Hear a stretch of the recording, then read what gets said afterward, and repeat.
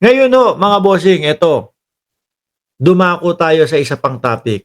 Oh, nasaan ba yan? Hindi Diyos ang Korte Suprema. Sabi po yan, ha? O, eto. Hindi Diyos ang Korte Suprema. Sabi po, mga kababayan, sa usapang barikada ni Barry Gutierrez ho, mga bossing. O, di ba? Yan, kakamping yan, mga kababayan. Hindi Diyos ang Korte Suprema. Hindi kasi yung mga DDS, no, parang gano'n na yung ituring nila. Naku, lagot kayo sa Korte Suprema. Naku, bawal sumuway sa Korte Suprema. Naku, bawal kayong magbatiko sa Korte Suprema. Gano'n na. Naku, kakasuhan kayo, etc.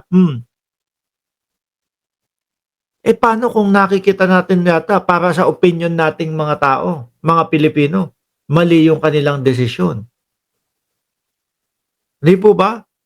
Kagaya ho niyan, yung sinasabi nila, mga bossing, na hindi binigyan ng pagkakataon na mag-explain ang Vice Presidente. Samantalang tayong lahat ho, napanood po natin, mga bossing, kung paano nga ipinatawag at kung paano bigyan ng oras ang Vice Presidente para magpaliwanag. O yun pa lang ho, mga boss eh. Di ba?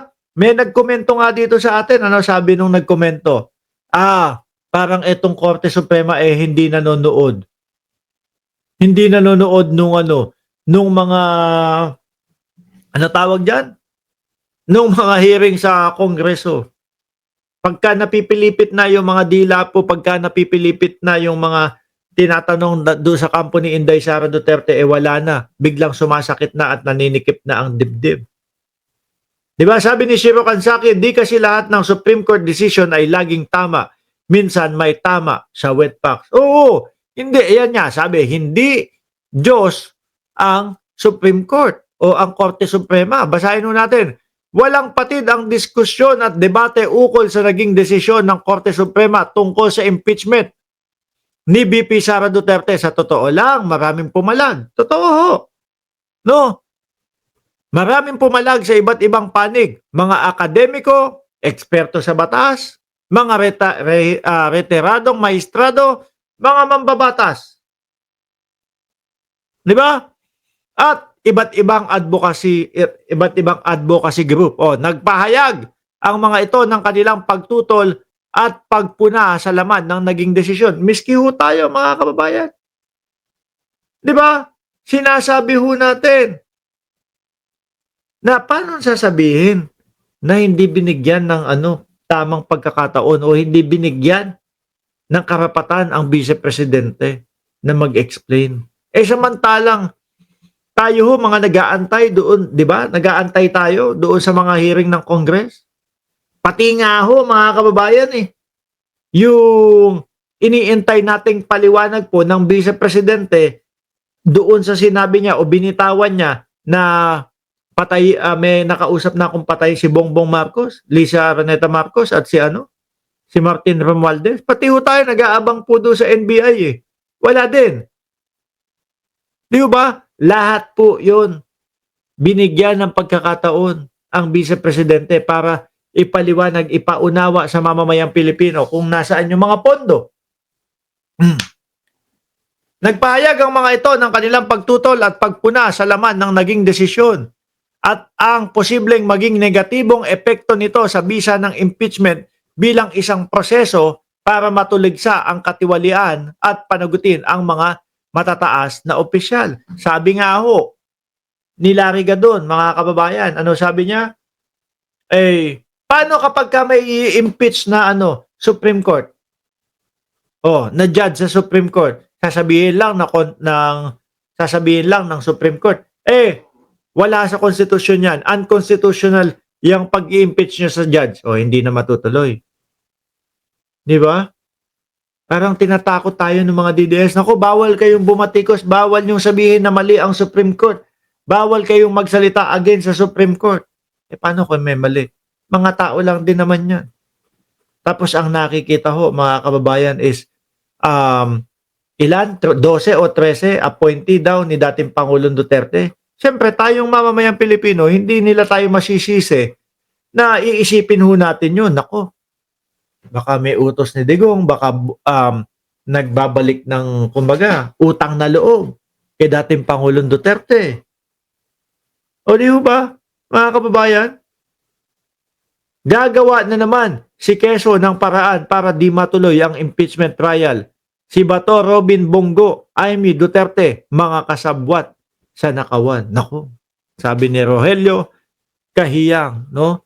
At ito ho, mga kababayan, hindi ho tayo nagkamali na sabi ko nga sa inyo, kapag ka naglabas ng desisyon ang Korte Suprema, lalo na kapag ka unconstitution, yan lang ang hinihintay po ng mga senador eh. Diba? Yan lang ang hinihintay ng mga senador para talagang wala na, katay na ho ang impeachment. Sasabihin lang niyan, kung ang Supreme Court nga, yun ang sinabi, mas magaling pa ba tayo sa kanila? O, hindi na natin itutuloy itong impeachment. Pero ho kahit nag-iisa yung Risa Ontiveros, mga kababayan, pilit pong pumapalag. Pilit pong lumalaban. No? Na hindi papayagan, na hindi matuloy yung impeachment. Sa isang demokrasya, napakalaga ng kalayaan ng mamamayan, no? Magpahayag ng ganitong klaseng saloobin. Ibig sabihin, kahit ang mga desisyon ng Korte Suprema ay dapat malayang masuri at mabusisi. Biruin mo, ano ginawa nila kila Hayderian? Tsaka yung kay Percy? Meron silang sinasabing indirect indirect kulong, something like that. Di ba? Hindi tayo diktadura na bawal kumontra at magtanong. Ang tawag dyan ay accountability. No? At ito mismo ang pundasyon ng responsableng pamamahala. Kaya medyo nakakabahala. Madaming nagsasabi. No? Medyo nakakabahala ang mga panawagang basta igalang na lang ang desisyon at patahimikin ang kritisismo. Oo, nirerespeto natin ang rule of law, pero hindi ibig sabihin nito na hindi na pwedeng magtanong o pumuna. Dahil daw ho, mga kababayan, kapag ka daw ho ito kasi is tuloy-tuloy na ganyan lang, sabi, pag pinayagan ng Korte Suprema itong desisyong ito at hindi sila mag-reconsider, wala nang mai-impeach sa Pilipinas. Di lalo hong maglalakas loob yung mga magnanakaw sa gobyerno. Di ba? Lalo hong maglalakas loob yung mga tumatakbo para sa mga posisyon na ang pakay is magnakaw sa gobyerno. Kasi ang mangyayari ho niya, mga ganyan na lang ho. Baka mamaya may mga kaibigan, mga kaibigan ko nasa taas, ganyan. Huwag kang mag-alala. Di ba?